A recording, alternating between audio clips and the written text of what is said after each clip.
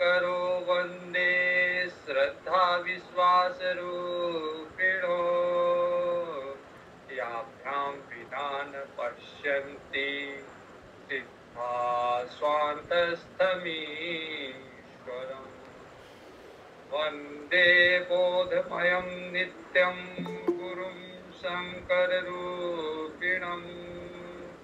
यमाश्रितो हि वक्रोऽपि चन्द्र सर्वत्र वन्द्यते सीताराम गुणग्राम पुण्यारण्यविहारिणो वन्दे विशुद्ध विज्ञानो कवीश्वर कपीश्वरो उद्भव स्थिति संहारकारिणीं क्लेशहारिणीं सर्वश्रेयस्करीं सीतां नतोऽहं रामवल्लभाम् यन्मायावशवर्ति विश्वमखिलं ब्रह्मादिदेवासुरा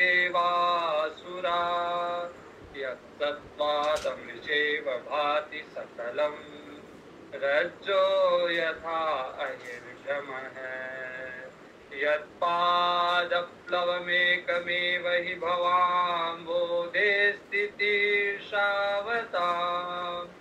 वन्देऽहं कारण परम रामाख्यमीशं हरि नाना पुराण निगमागम सम्मतं यत् रामायणे निगदितं क्वचिदन्यतोऽपि स्वान्त सुखाय तुलसी रघुनाथ गाथा भाषा निबंध मतिमंजुलमातनो। श्री रामचरितमानस के उत्तर कांड में कालकुसुम जी और गरुड़ जी के संवाद को देख रहे थे हम, और कल माया के विभिन्न परिवार को देखा कि माया अकेली नहीं, माया के अंतर्गत काम, क्रोध, मद, लोभ, चिंता, मनोरथ, वित्तेषणा, पुत्रेषणा, लोकेषणा, ये सारा का सारा माया का परिवार है। तो इस माया से जब भगवान शिव, ब्रह्मा जी और नारद जी जैसे मुनि, सनकादिक आदि मुनि वही माया से बच नहीं पाए, तो तुलसीदास जी कहते हैं अपर जीव के लेखे माया। साधारण जीव की तो क्या हैसियत है कि इस माया से बच पाए। अब माया का परिवार बता के तुलसीदास जी बता रहे हैं कि वो माया जो सबको नचा रही है, उसको दासी रघुबीर, वो है तो भगवान की दासी और समुझे मिथ्या सोपी है, मिथ्या है भी वास्तव में। अगर वास्तव में माया हो तो उसको कोई हटा ही नहीं सकता, क्योंकि जो सत्य होता है, वास्तविक जो वस्तु होती है उसको कोई हटा नहीं सकता, लेकिन मिथ्या है। मिथ्या होने के बाद भी छूटन राम कृपा बिनु नाथ कहूं पद रोपी। गरुड़ जी कालकुसुम जी कहते हैं कि हे नाथ, हे गरुड़ जी, मैं प्रतिज्ञा पूर्वक करता हूं कि बिना भगवान की कृपा के ये माया छूट नहीं पाती। जो माया, मैं पढ़ रहा हूं दोहा नंबर 71 के बाद। जो माया सब जगह ही न चावा, जासु चरित लख काहू न पावा, सोई प्रभु भ्रू विलास खग राजा, नाच नटी इव सहित समाजा। तो जो पूरी दुनिया को नचाती है माया, और वो जाके भगवान के दरबार में अपने समस्त परिवार के साथ, जिसमें काम, क्रोध, मद, लोभ, उत्तेजना, वित्तेषणा, लोकेषणा, ये सारे के सारे माया का परिवार जाके भगवान के आगे भगवान के इशारों पे नाचती है। क्योंकि तो दासी है, दासी का धर्म है भगवान को रिझाना, भगवान को प्रसन्न करना। तो ये माया जाके भगवान के सामने एक नर्तकी की है। सोई सच्चिदानंद घन रामा। अब गरुड़ जी को गरुड़ जी को ये शंका है कि राम जो है, जो युद्ध भूमि में नागपाश में फंसे हुए राम है, वो सच्चिदानंद ब्रह्म है क्या, वो मायापति है क्या, वो जगतपति है क्या? तो काकभूषण जी स्पष्टतया कह रहे हैं, सोई सच्चिदानंद घन रामा, कोई सच्चिदानंद राम के रूप में अभी है। अज अज विज्ञान रूप बल धामा। अब आगे वाली 3 चौपाई में भगवान की जो निर्गुण स्वरूप है उनके लक्षण बताए गए हुए हैं, और ये कहा हुआ है कि यही जो निर्गुण स्वरूप में भगवान है, सर्वव्यापी है, निराकार है, सर्वज्ञाता है, वही भगवान राम है।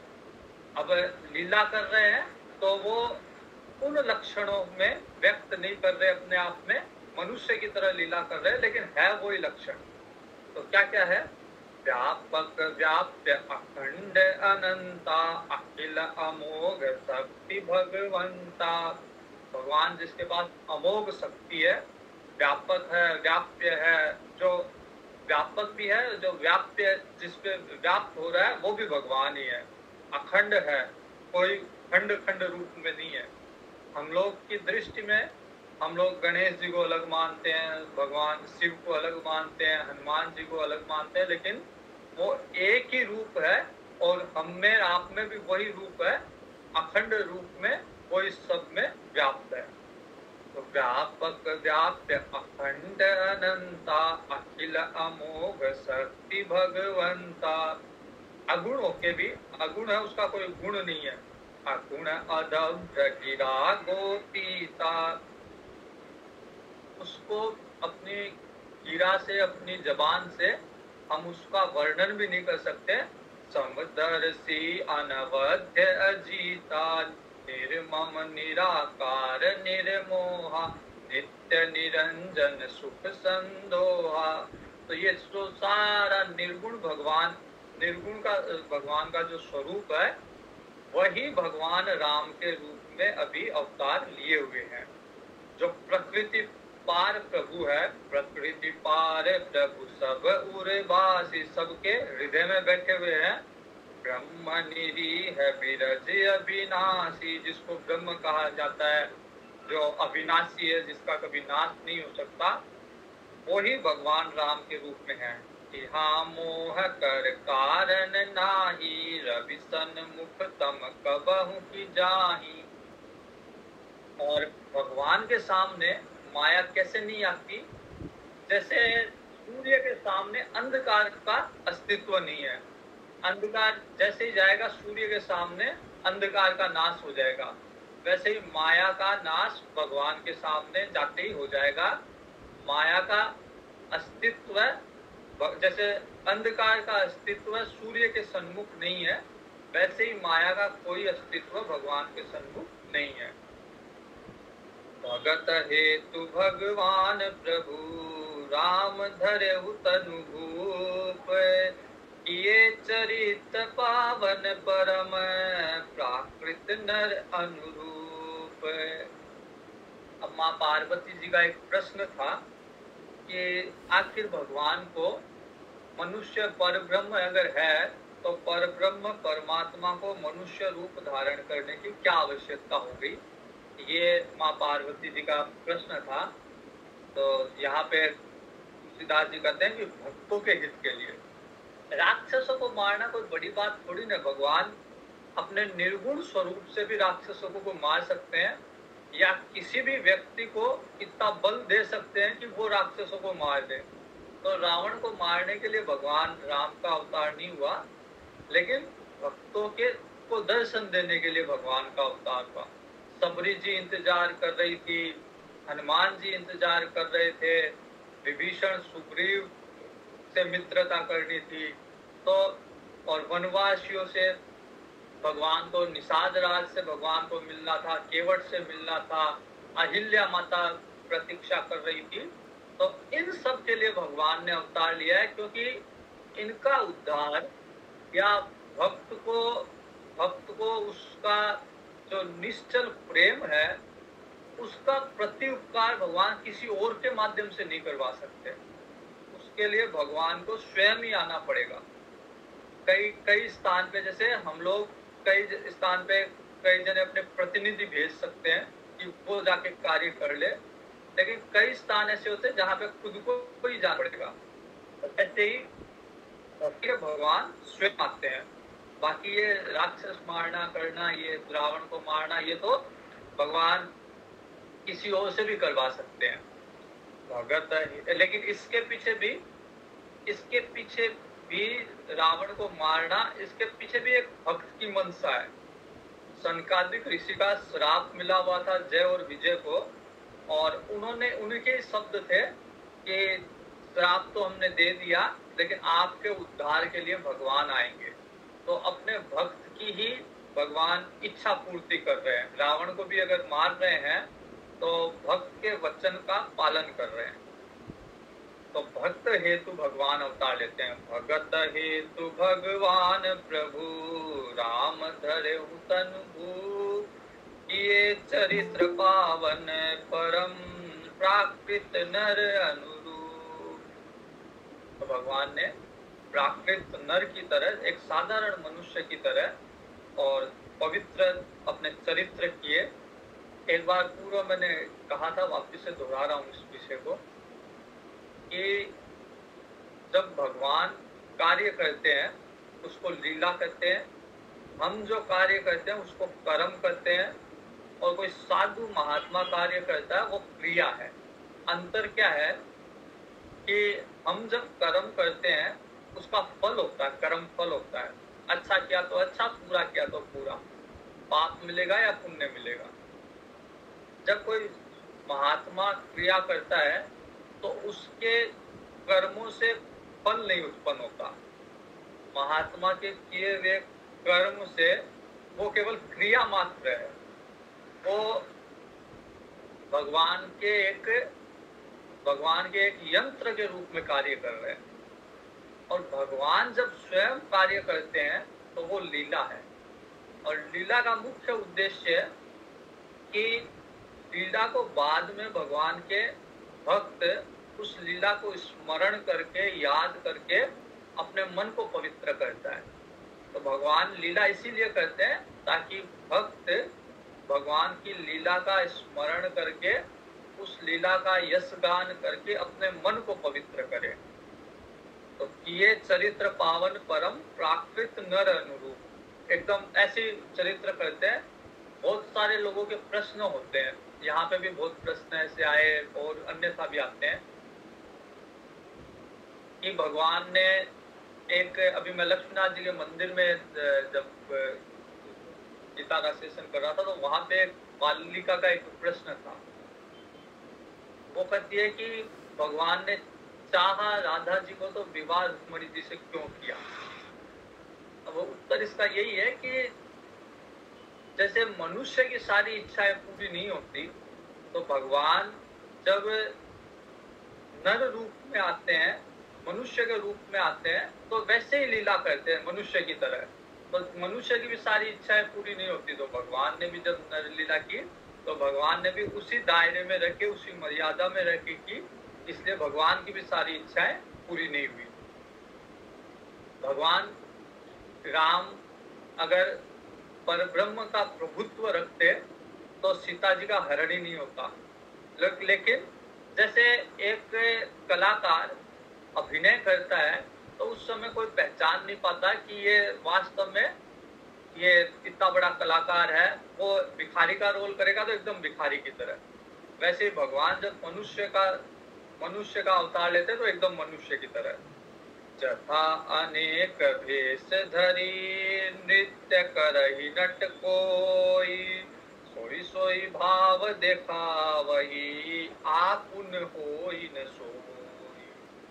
अब जो मैं कलाकार का उदाहरण दे रहा था वही यहाँ पे है उदाहरण कि जब एक नट मतलब कलाकार, नट एक नृत्य करता है, नट या कोई नाटक करता है, तो वो वैसा ही नाटक करता है, एकदम वैसा ही जैसा उसको रोल मिला हुआ हो। अगर भिखारी का अमिताभ बच्चन को भी अमिताभ बच्चन अरबपति है, लेकिन उसको भिखारी का रोल मिलेगा तो वो एकदम वैसा ही हो जाएगा, जैसे भिखारी रोल करता है वैसा ही रोल करेगा।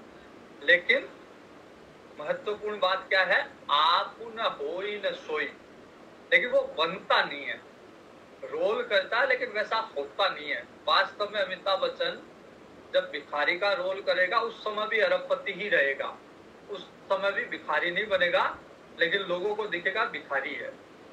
वैसे ही जथा अनेक भेष धरी नृत्य करे नट कोई, सोई सोई भाव दिखावे, सिर्फ भाव दिखाता है, वैसे ही वास्तव में होता नहीं है।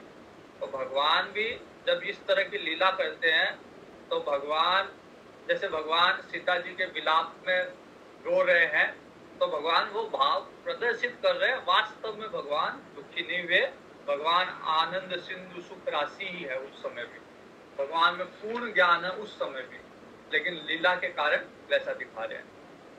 अगर भगवान भी वास्तव में अगर भगवान को दुख हो रहा है तो फिर हम में और भगवान में अंतर ही क्या है। असी रघुपति लीला उर्गारी, धनुज विमोहन जन सुखकारी। भगवान की इस तरह की लीला होती है कि तामसी लोगों को, धनुष को, तामसी लोगों को मोह हो जाता है, विमोहित हो जाते हैं। वो उनको लगता है, जब तमस मानस पटल पे छाया हुआ रहता है तब लगता है कि भगवान कोई, ये तो साधारण ही मनुष्य है, ये कोई भगवान थोड़ी न है। लेकिन जन सुखकारी वही लीला, अब भगवान कृष्ण भगवान रण छोड़ के भागे। अब ये कोई अच्छी बात है या बुरी बात है?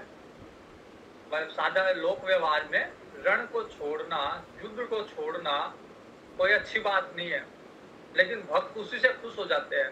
भक्त ने नाम दे दिया रण छोड़, राजा रण छोड़, तो उस लीला को करके भी भक्त खुश, प्रसन्न होते हैं, खुश होते हैं। तो भगवान लीला करते ही जन सुखकारी, भगवान की लीला जन को सुख देने वाली जो है। हे मति मलिन विषय बस कामी, प्रभु पर मोह धरहि स्वामी। जिनकी मति मलिन है, बुद्धि दुष्ट है, बुद्धि कुशित है और विषय बस हो रहे हैं, भोग वासना में डूबे हुए हैं, कामी है, वो लोग क्या है, प्रभु पर मोह धरहि। उनको लगता है कि भगवान में कोई कमी है, वो भगवान पे शंका करते हैं, जैसे पार्वती जी ने की, जैसे जयंत ने की और जैसे अभी गरुड़ जी ने की। तो पार्वती जी को लगा कि ये तो पत्नी के वियोग में रो रहा है, गरुड़ जी को लगा कि ये तो नागपाश में बंधा हुआ है, जयंत को लगा ये तो श्रृंगार रस में डूबा हुआ है, ये तो माता सीता के लिए पुष्प लाके उनके गहने बना के पहना रहे हैं। तो ये मोह खुद का है, लेकिन प्रभु पर मोह धरहि इमि स्वामी। नयन दोष जा कहूँ जब होई, पीत बरन शशि कहूँ कह सोई। जब पीलिया होता है, नयन में कोई दोष होता है या अथवा पीलिया होता है, तो उसको सब चीज पीली पीली दिखाई देती है। तो उस वस्तु का दोष नहीं है, दोष उसकी आंखों में है। वैसे ही भगवान का दोष नहीं है कि भगवान नरलीला एकदम नर के अनुरूप कर रहे हैं, लेकिन देखने वाले की दृष्टि का दोष है। जब जब जहि दिशि भ्रम होई खगेसा, सो कह पश्चिम उयहु दिनेसा। जब मति भ्रम होती है तो वो मति भ्रम वाला व्यक्ति कहता है कि पश्चिम से सूर्य उगा है। दुनिया जानती है पूर्व से उगता है सूर्य, लेकिन जब मति भ्रम होती है तो उसको ऐसे लगता है कि पश्चिम से उग रहा है। तो ऐसे ही जब मति भ्रम होती है तब व्यक्ति एक कल्पना करता है कि भगवान भी साधारण मनुष्य है। कारुण चलत जग देखा, अचल मोह बस आपु ही लेखा। जब नाव में चलते हैं, नाव में विशेषकर जब ऐसे स्थान पे जहाँ दोनों तरफ पर्वतमालाएं होती है, तो नाव में चलने, जब नाव बीच में आती है नदी के, तो ऐसे लगता है कि हम नहीं चल रहे, ये पर्वतमालाएं चल रही है। तो वो जो जड़ वस्तु है, जो अचल है, वो लगता है कि वो चल रही है और नाव में बैठा हुआ खुद चल रहा है। जैसे ट्रेन में भी होता है, अगर दो ट्रेन आमने सामने है और दूसरी वाली ट्रेन चल रही है, तो ऐसा भ्रम हो जाता है कि हमारी वाली ट्रेन चल रही है। तो इस तरह का जो मोह है, और जब बालक होता है ऐसे गोल गोल घूमता है, तो उसको ये लगता है कि सारी सारी आसपास की सृष्टि पृथ्वी घूम रही है। उसको ये नहीं पता मेरी मति घूम रही है। बालक भ्रम ही गृहादि। तो बालक घूमा है, आसपास के घर नहीं घूमते, लेकिन उसको लगता है ये घर घूम रहे हैं। तो फिर वो परस्पर मिथ्यावादी बातें करते हैं। फिर वो कहते हैं देखो घर घूम रहा है, देखो वो ट्रेन चल रही है, देखो पर्वत चल रहे हैं, देखो पूरी दुनिया पीली पीली दिख रही है। तो इस तरह की जो बातें कर रहे हैं वो मिथ्यावादी बातें हैं अपने दोष के कारण।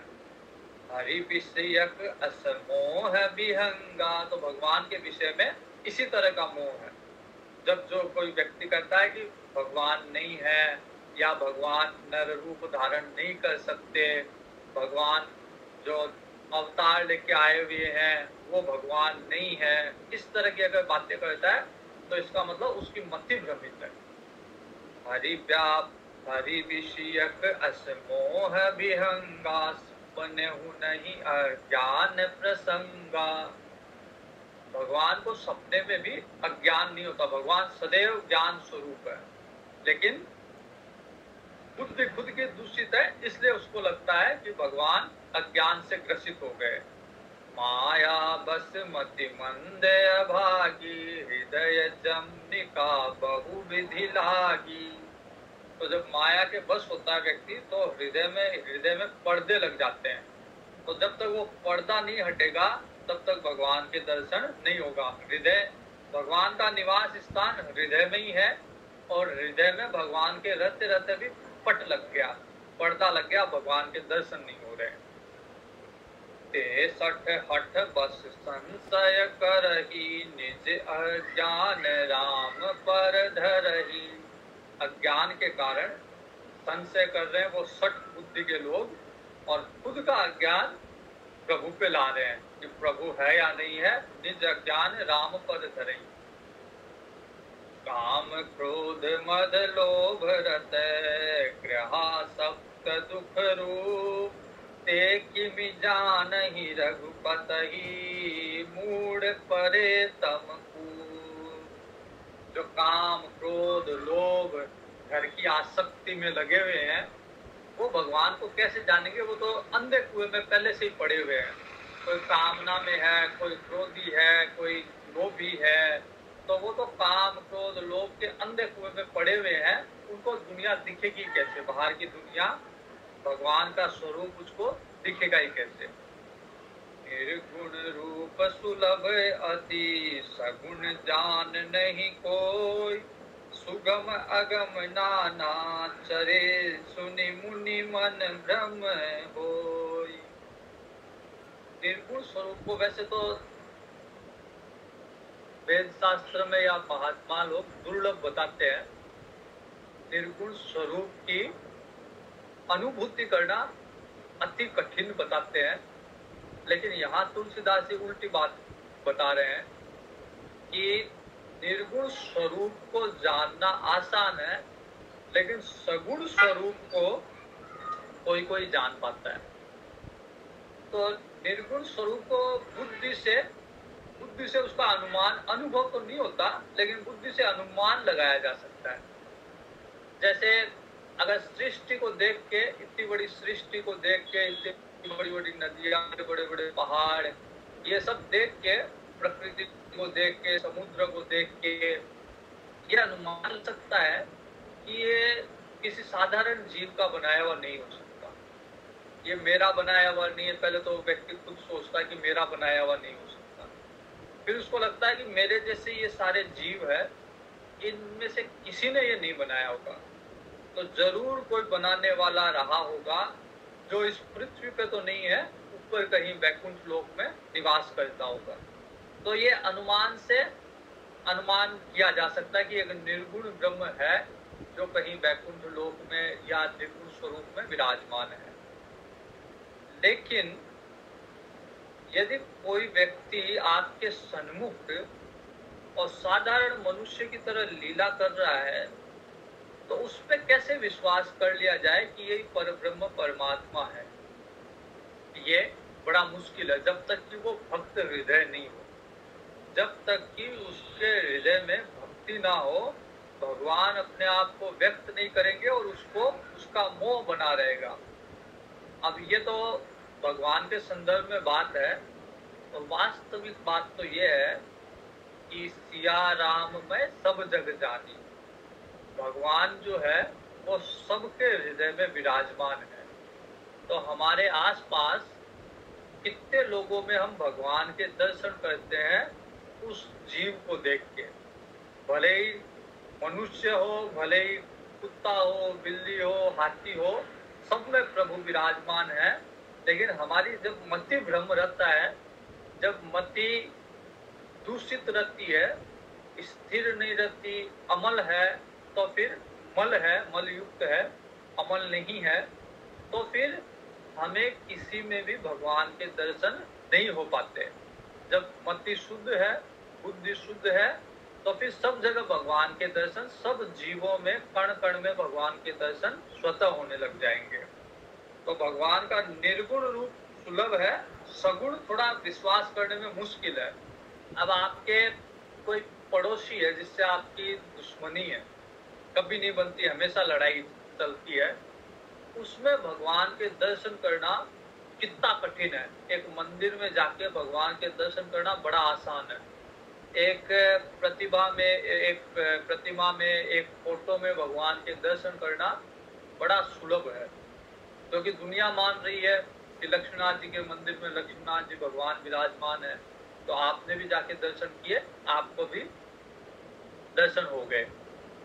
लेकिन जब ये कहे कि वो पड़ोसी जो तेरा दुश्मन है उसमें भी भगवान है, उसमें भगवान के दर्शन कर, और सामने जाते ही आप 4 गालियां ही निकालोगे, हाथ नहीं जोड़ोगे। तो भगवान के दर्शन सर्वत्र करना और सगुण रूप में करना, जब वो चलायमान है, व्यवहार कर रहा है, उस समय दर्शन करना बड़ा कठिन है। कल एक मैं यहाँ पे फतेहपुर में, मेरे गांव में एक स्कूल में गया था। तो स्कूल की प्रिंसिपल एक मैडम थी, तो वो मैडम फिर बात करने लग गई। वो मैडम कहती है कि सर मेरी एक इच्छा है कि मैं एक वृद्धाश्रम खोलूं, और वृद्धाश्रम में कोई ऐसे मतलब जो भोले वाले हो, वृद्ध, वो वृद्ध नहीं चाहिए मेरे को, जो एकदम टेढ़े वाले हो ना वृद्ध, जो एकदम बुढ़ापे में, जिसको कहते हैं कि बुढ़ापे में सटिया गए, उस तरह के बुजुर्ग व्यक्ति, उनको लाऊं जो मेरे को देखते ही गालियां निकाले, मैं उनको खाना दूं तो वो खाना नहीं खाए, रूस जाए, इस तरह के जो होते हैं, जो सठियाए हुए। मेरी इच्छा है कि उनके लिए मैं वो वृद्धाश्रम खोलूं। तो मैंने कहा ये तो बहुत बड़ी बात है भाई, जो आपके अनुकूल हो। अगर वृद्धाश्रम में वृद्ध आपके अनुकूल हो, आपका कहना मानते हो, आपने समय से भोजन दे दिया, उन्होंने खाया, तो ये कोई बड़ी बात थोड़ी ना आप उनकी सेवा कर दोगे। बड़ी बात तो यही है वास्तव में कि आपके प्रतिकूल हो, आपको गालियां भी निकाल रहे हैं, आपका दिया हुआ भोजन भी नहीं खा रहे हैं, आपसे नाराज भी हो रहे हैं, उनकी सेवा करो। तो ये तो वास्तव में सीधा मार्ग है परमात्मा को प्राप्त करने का, कि आप ऐसे व्यक्ति में अगर भगवान के दर्शन कर रहे हो जो आपके प्रतिकूल है, लेकिन फिर भी आप उनकी सेवा कर रहे हो, उनको उनके अंदर भगवान के दर्शन कर रहे हो, तो ये तो डायरेक्ट रास्ता है भगवान तक पहुंचने का। तो तुलसीदास जी कहते हैं, सुगम अगम नाना चरित्र सुनी मुनि मन गम होए। मुनियों के मन भी भ्रमित हो जाते हैं जब भगवान के सगुण स्वरूप के लीला देखते हैं। हमको अभी लगता है जैसे भगवान जब राम अवतार में आए, लेकिन उस समय तत्कालिक सभी लोगों ने भगवान नहीं माना। अर्जुन ने नहीं माना भगवान, जब तक भगवान ने विराट स्वरूप नहीं दिखा दिया। अर्जुन सोचता था ये मेरा दोस्त है, ये मेरा मामा का, बुआ का बेटा मेरा भाई है। तो अर्जुन को भी ये विश्वास नहीं था कि ये भगवान है। सुनु खगेश रघुपति प्रभुताई, कहूँ जथा मति कथा सुहाई।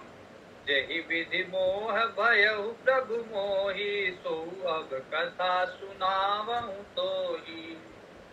कालभूषण जी कहते हैं गरुड़ जी, मैंने जथामति, मेरी जितनी बुद्धि थी, जितनी मेरी मति में आया, मैंने भगवान की कथा कही। अब मैं वो प्रसंग कहना चाहता हूँ कि मेरे को किस तरह से मोह हुआ।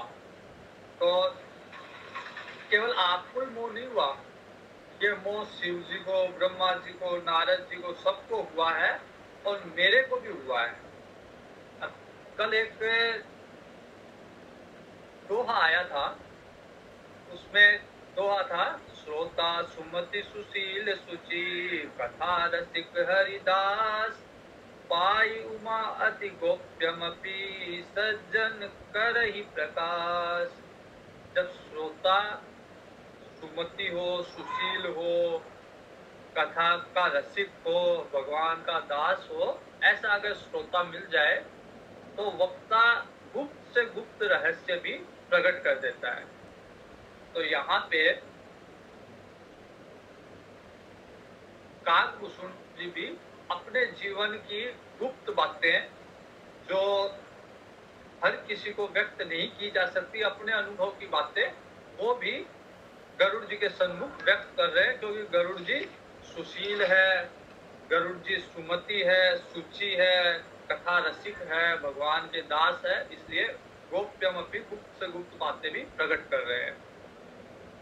तो काकभूषण जी कह रहे हैं कि अब मेरे को कैसे मोह हुआ, वो विषय, वो प्रसंग सुनिए आप। सुनहु राम कर सहज, राम कृपा भाजन तुम ताता, हरि गुण प्रीति मोहि सुख दाता। मैं क्यों कह रहा हूँ आपको ये सारा प्रसंग? क्योंकि आप पे भगवान की कृपा है, भगवान के गुणों में प्रीति है और मेरे को सुख दे प्रदान कर रहे हो आप, अच्छे श्रोता हो, इसलिए मैं ताते न नहीं कछु तुम्हें दुरावम, इसलिए आपसे कुछ छुपाऊंगा नहीं, सब कुछ मैं आपको बता रहा हूँ। परम रहस्य भी मैं आपको बता रहा हूँ, परम रहस्य मनोहर गाव, जो भगवान के मनोहर परम रहस्य है, उनको भी व्यक्त कर रहा हूँ आपके सामने। सुनहु राम कर सहज सुभाऊ, जन अभिमान न राखहि काऊ। राम जी का एक स्वभाव है, सहज स्वभाव है कि राम जी किसी भी अपने भक्त में अहंकार नहीं छोड़ते।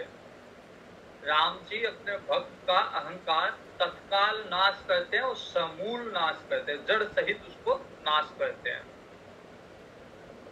संसित मूल शूल प्रदनाना, सकल शोक दायक अभिमाना। क्योंकि अभिमान जो है वो संस्कृत मूल है, संसार सागर का मूल है। आवागमन, संसार सागर में जीना मरना, ये अहंकार के कारण ही हो रहा है। तो संस्कृत का मूल है और शूल प्रद है। इस अहंकार से तरह तरह के दुख प्राप्त होते हैं व्यक्ति को। अगर अहंकार शून्य हो जाए, व्यक्ति ये मानना छोड़ दे कि मैंने किया या मेरा कुछ है, तो उसको कुछ दुख ही नहीं होगा। दुख तभी होता है जब ममत्व बुद्धि होती है, जब मैं ये कहूँ कि ये मेरा शरीर है, ये मेरा घर है, ये मेरी संपत्ति है, तो इस शरीर को, इस घर को, इस संपत्ति को अगर कुछ होगा तो मुझे दुख होगा। जब मैं इसे अपना मानूंगा ही नहीं तो फिर दुख का कोई कारण ही नहीं बचेगा। तो अहंकार ही सभी दुखों की जड़ अहंकार है।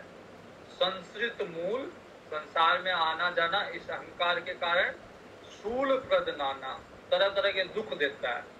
सकल शोक दायक अभिमाना, तो ये अभिमान है, हर तरह के शोक को देने वाला है, इसलिए भगवान उसे तत्काल खत्म करते हैं अपने भक्त के हृदय में।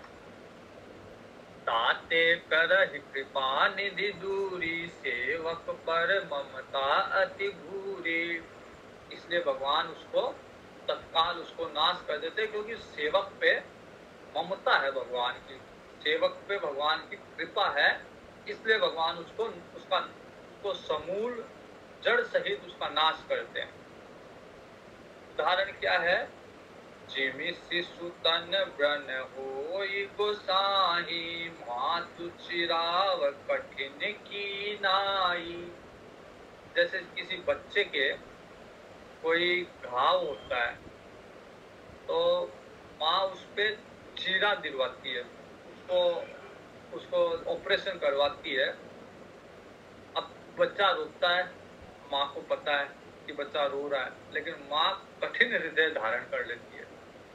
वैसे ही जब भगवान भक्त के हृदय में अहंकार का नाश करते हैं तो भगवान पता होता है कि इससे भक्त के मन में पीड़ा हो रही है, कष्ट हो रहा है। लेकिन जैसे माँ ने कठिन हृदय धारण किया, वैसे ही उस समय के लिए भगवान भी कठिन हृदय धारण करके उसकी पीड़ा पे, उसके दुख पे ध्यान नहीं देते, बल्कि ये देखते हैं कि इसका इलाज सही ढंग से हो रहा है।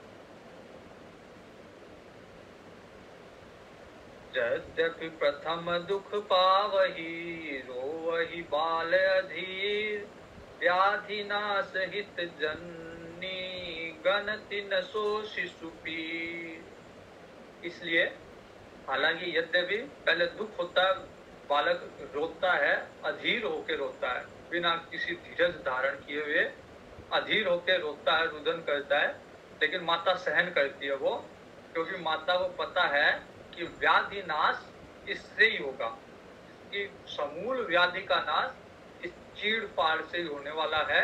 तो व्याधि नाश हित, उसकी व्याधि के नाश के लिए माता जो है उस शिशु की पीड़ा को गिनती नहीं है। शिशु रो रहा है, माँ कहती है रो ले, अभी रोने देती है उसको, उसके ध्यान नहीं देती, क्योंकि माँ को पता है कि एक बार रोएगा लेकिन हमेशा के लिए आराम मिल जाएगा इसको। तिमि रघुपति निज दास कर, हरहि मान हित लागी, तुलसीदास ऐसे प्रभु ही, कस न भजहु भ्रम त्यागी।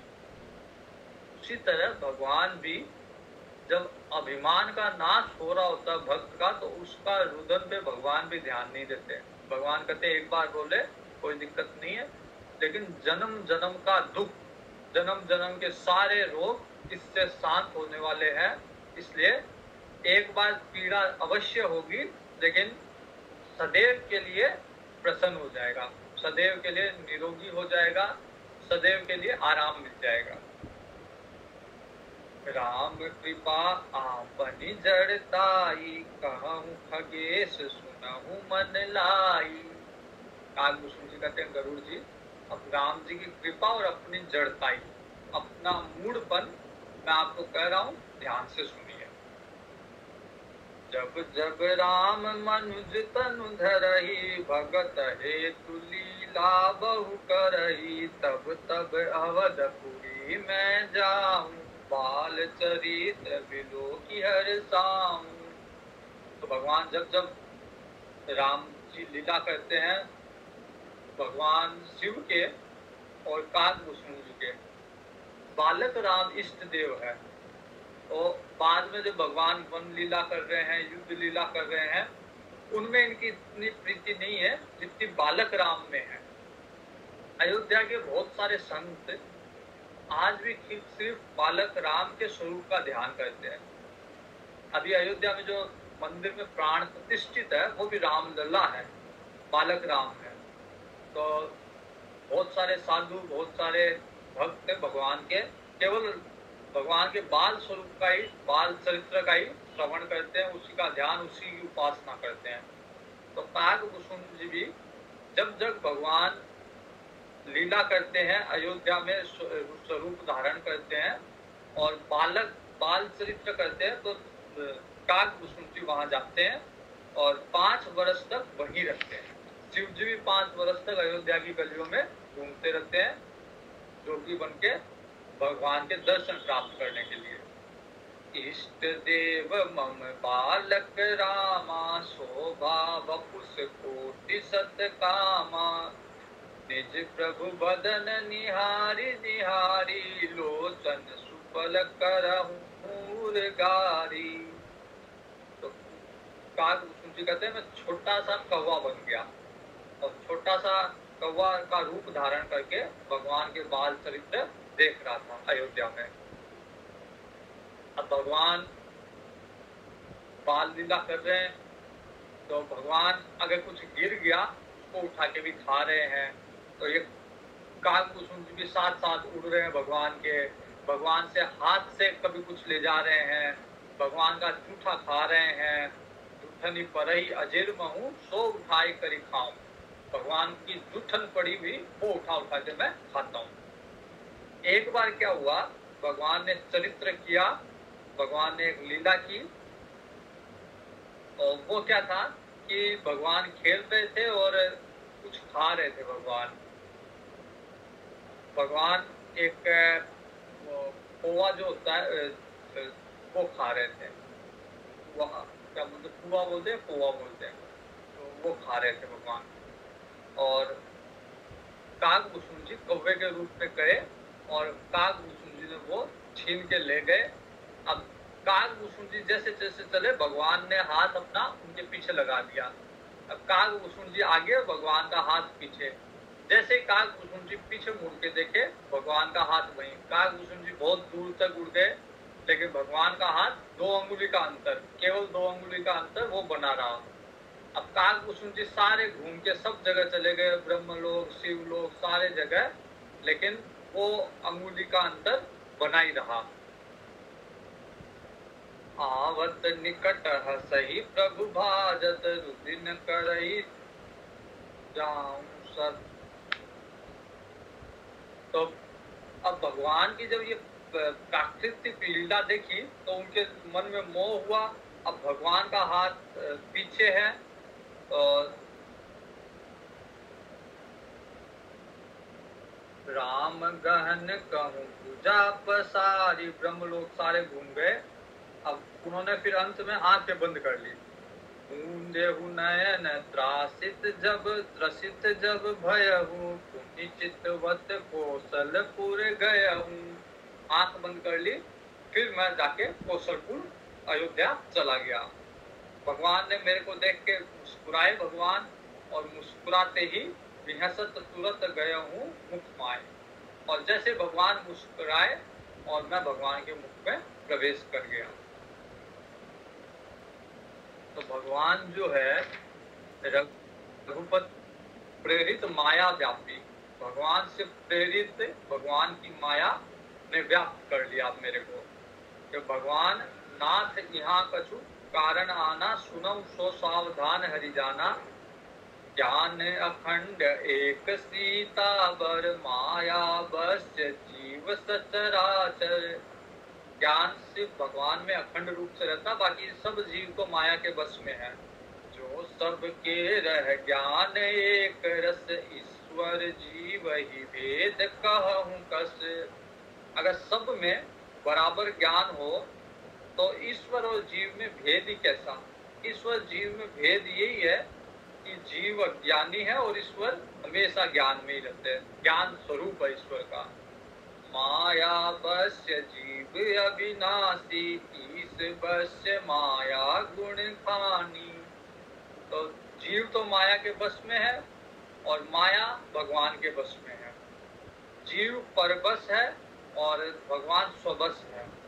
जीव परबस जीव स्वबस भगवंता, जीव अनेक एक श्रीकंता। जीव अलग अलग है और भगवान एक ही है। तो यही अंतर है जीव में और ब्रह्म में। रामचंद्र के भजन बिनु, जो चह पद निर्वाण। ज्ञानवंत अपि सो नर, पशु बिन पूछ बिहान। कि अगर ज्ञानी भी अगर बिना भगवान के भजन के मोक्ष चाह रहा है, निर्वाण का पद चाह रहा है, तो वो ऐसा है जैसे बिना सींग के पशु ही है, बस सींग नहीं है, पूंछ नहीं है, बस इतना ही अंतर है। तो जैसे ही भगवान हंसे और कागभूषण जी भगवान के शरीर के अंदर प्रवेश कर गए। अब उदर के अंदर, भगवान के पेट के अंदर काग भूषण जी ने सब कुछ देख लिया। उदर माज सुनु अंडज राया, देखहूं बहु ब्रह्मांड निकाया। बहुत सारे ब्रह्मांड भगवान के तो रोम रोम में कोटि कोटि ब्रह्मांड है। भगवान के पेट में भी काग भूषण जी ने अनेक ब्रह्मांड देखे, अति विचित्र, एक से एक का। और अंदर ही अंदर बहुत सारे ब्रह्मा जी, बहुत सारे शिव जी, अगणित रूप देखे, अगणित चांद तारे सूरज, सब भगवान के पेट के अंदर। तरह तरह के अगणित लोकपाल है वहां पे, बहुत सारे सागर है, बहुत सारे पहाड़ है, नदियां हैं, सब कुछ भगवान के। जितना सृष्टि का विस्तार देखा सुना है, कल्पना की जा सकती है, वो सब भगवान के पेट के अंदर।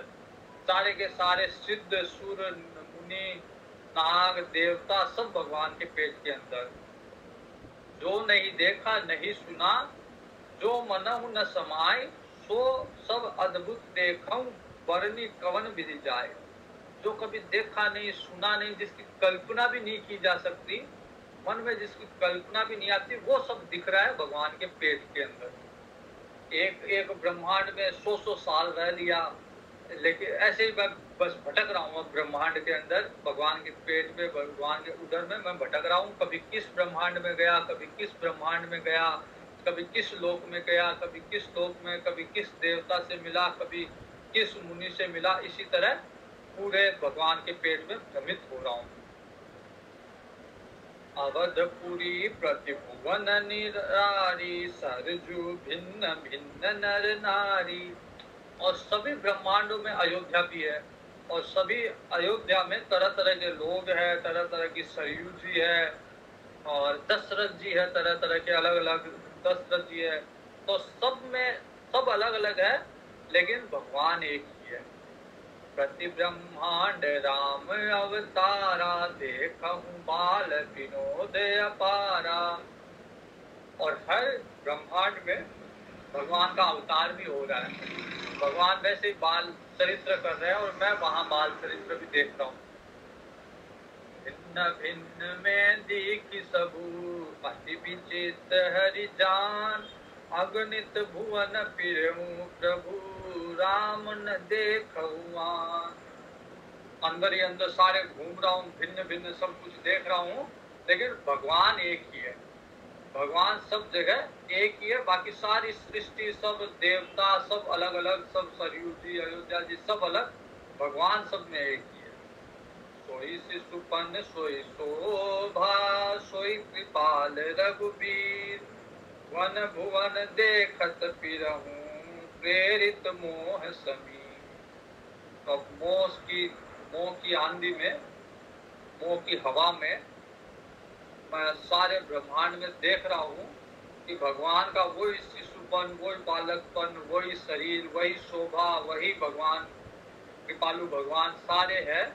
और ये देखता हुआ मैं सारे ब्रह्मांड में घूम रहा हूँ। रमत मोहि ब्रह्मांड अनेका, बीते मनहु कल्प सतेका। 1000 कल्प बीत गए, और ये सब देखता हुआ घूम रहा हूँ मैं। फिरत फिरत रिज आश्रम आयो। और उस वहां पे काग भूषण जी का स्वयं का आश्रम भी। तो सब कुछ घूमता घूमता भगवान के सारे दर्शन करता करता फिर अपने आश्रम आ गया। वहां कुछ समय रहा। फिर मैंने सुना कि भगवान ने अयोध्या में जन्म लिया है, तो मैं भगवान का जन्मोत्सव देखने के लिए आया। और राम उदर देखऊं जग नाना, देखत बनहि न जाई बखाना। और मैंने देखा राम जी के उदर में ही मैंने देखा कि राम जी का जन्म हुआ है, और ऐसी दिव्य लीला भगवान कर रहे हैं। तह पुनि देखऊं, वहां पे फिर राम जी को देखा। करहूं विचारि बहोरी बहोरी, मोह कलिल व्यापित मति मोरी। मैं बार बार विचार करता हूँ, फिर मेरे बुद्धि में मोह व्याप्त हो जाता है। उभय घड़ी महसब देखा, भयहूं भ्रमित मन मोह बेसा। फिर एक घड़ी में मैंने सब कुछ देख लिया, जो कुछ मैंने देखा था पुनः सब कुछ देख लिया, और अब मेरी मति एकदम भ्रमित हो गई। तो मेरे को एकदम भ्रमित देख के भगवान हंसे, और जैसे ही भगवान हंसे मैं भगवान के मुंह से बाहर आ गया। तो एक बार भगवान हंसे तो भगवान के अंदर और सारा ब्रह्मांड का दर्शन, और वापस हंसे तो भगवान के बाहर, मुंह के बाहर। यही लीला भगवान ने माता कौशल्या को दिखाई थी, जब अपना मुंह करके उसमें सृष्टि दिखाई थी। माता यशोदा को भी यही लीला दिखाई थी भगवान ने, जब अपना मुंह खोला और मुंह के अंदर मिट्टी की जगह पूरा ब्रह्मांड था। तो भगवान के मुंह के अंदर पूरा का पूरा ब्रह्मांड व्याप्त है, और वास्तव में तो हर जगह पूरा ब्रह्मांड व्याप्त है, हर कण में ब्रह्मांड व्याप्त है। एक बार किसी ने मेरे को वीडियो भेजा था, दिखाया था लैपटॉप पे। तो उस वीडियो में एक पत्ते से प्रारंभ करते हैं, पत्ते से लेंस को बढ़ा बढ़ा के तो दिखाते हैं कि पत्ते के अंदर जाते जाओ तो पत्ते के अंदर मतलब धीरे धीरे फिर पत्ते को और बड़ा दिखता जाएगा तो पूरा ब्रह्मांड दिखता है उसके अंदर। वैसे चांद तारे सब कुछ दिखते हैं, और वही दृश्य अगर उस लेंस को ऊपर की तरफ जूम करोगे तो वही दृश्य ऊपर की तरफ है। ऊपर सारे चांद तारे वो जूम होता जाएगा, और चांद तारे सारे दिखते हैं, फिर वो छोटा सा रूप धारण करेंगे, फिर वो एक कण के रूप में आ जाएंगे। तो जो बाहर है वही अंदर है। और योगी लोग, सिद्ध लोग बताते हैं कि वास्तव में अगर कोई साधना करता है, कोई अगर ध्यान अंदर की तरफ उसका जाता है, तो जो ब्रह्मांड बाहर दिखता है वही अंदर भी दिखता है। तो ये भगवान की ये जो लीला है वो योगी जन भी देख लेते हैं, सुलभता से देख लेते हैं कि अंदर ही सारा ब्रह्मांड है, और कण कण में ब्रह्मांड है। एक पत्ते में भी पूरी सृष्टि है, वहां पे भी पूरा ब्रह्मांड है, एक चींटी में भी पूरा ब्रह्मांड है। इसलिए भगवान की माया ऐसी है कि छोटे से छोटे कण में भी पूरा ब्रह्मांड समाया हुआ है, और बाहर जितना बड़ा देखो वो भी ब्रह्मांड है। तो हर जगह भगवान ही व्याप्त है, छोटे से छोटे कण से बड़ा उसमें। अब जैसे कुसुम जी कहते कि बाहर आया और भगवान फिर वही खेल खेलना शुरू कर दिया। भगवान ने सोई लड़काई मोहसन करन लगे पुनि राम, कोटि भांति समझाहु मनु न लहई विश्राम।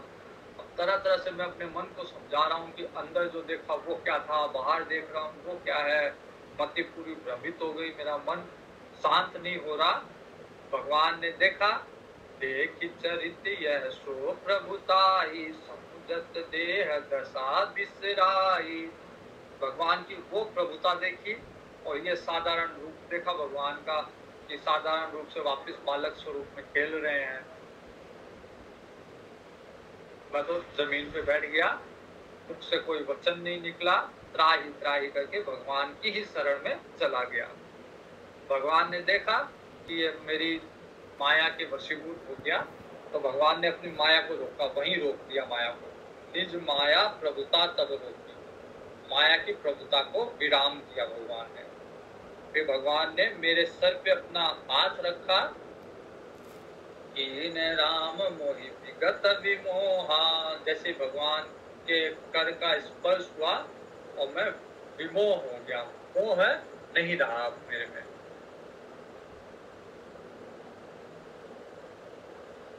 सेवक सुखद कृपा संदोहा, प्रभुता प्रथम विचारी विचारी, मन महर होई हरस अति भारी।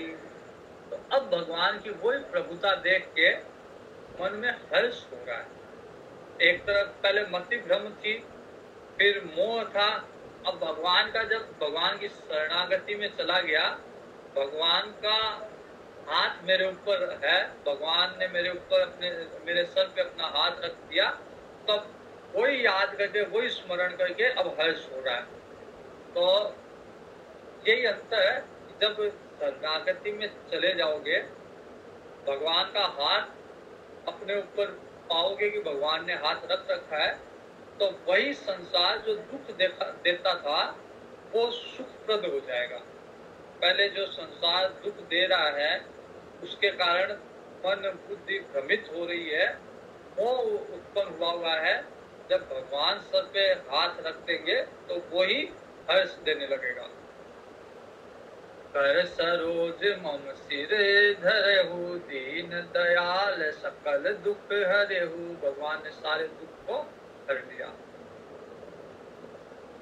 भगत बच्छता प्रभु कई देखी, उपजी मम और प्रीति विशेषी। भगवान की जब भक्त वत्सलता देखी तो मेरे मन में विशेष प्रीति उत्पन्न हुई। मेरा नैनों से, मेरे आंखों से जलधारा बहने लगी, शरीर पुलकित हुआ। और तुम्ही सब प्रेम मम बानी, देख दीन निज दासे। वचन सुखद गंभीर मृदु, बोले रमा निवास। जब भगवान ने मेरे को भावावेश में देखा तो भगवान ने कहा, काकभूषण जी वरदान मांगो, मैं आपसे बहुत प्रसन्न हूँ। अनिमादिक सिद्धि जितनी भी होती है कुछ भी मांग लो। अनिमादिक सिद्धि, रिद्धि, मोक्ष मांग लो, जो कुछ मांगना मांग लो। ज्ञान विज्ञान विरत विज्ञाना, मुनि दुर्लभ गुण जे जग नाना। आज देहु सब संशय नाही, मांगु तो ही भाव मन माही। जो इच्छा लगता है वो मांग लो। ज्ञान विज्ञान विवेक वैराग्य, जो मुनियों को दुर्लभ के गुण है वो कुछ भी मांग लो, सब कुछ दे दूंगा आज। प्रभु वचन अधिक अनुराग हूँ, मन अनुमान करहूँ तब लागे हूँ। और मैं उस टाइम पे सोचने लगा, उस समय मेरे मन में, मेरे बुद्धि में विचार आया कि भगवान ने सब कुछ देने के लिए कहा, रिद्धि सिद्धि ज्ञान विज्ञान मोक्ष सब कुछ देने के लिए कहा, लेकिन भगवान ने ये तो नहीं कहा कि मेरी भक्ति मांग लो। प्रभु कह देन सकल सुख सही, भक्ति आपनी देन न कही।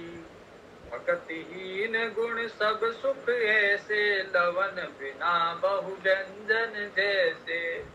तो भक्ति के बिना तो ये सारे गुण ऐसे ही है जैसे अच्छा भोजन बना हुआ हो, व्यंजन तरह तरह के बने हुए हो, लेकिन उसमें नमक ना हो। तो नमक ना होने से वो स्वादिष्ट व्यंजन भी बेस्वाद हो जाएंगे। तो वैसे ही ये सारे गुणों को लेके क्या करूंगा अगर भक्ति नहीं है।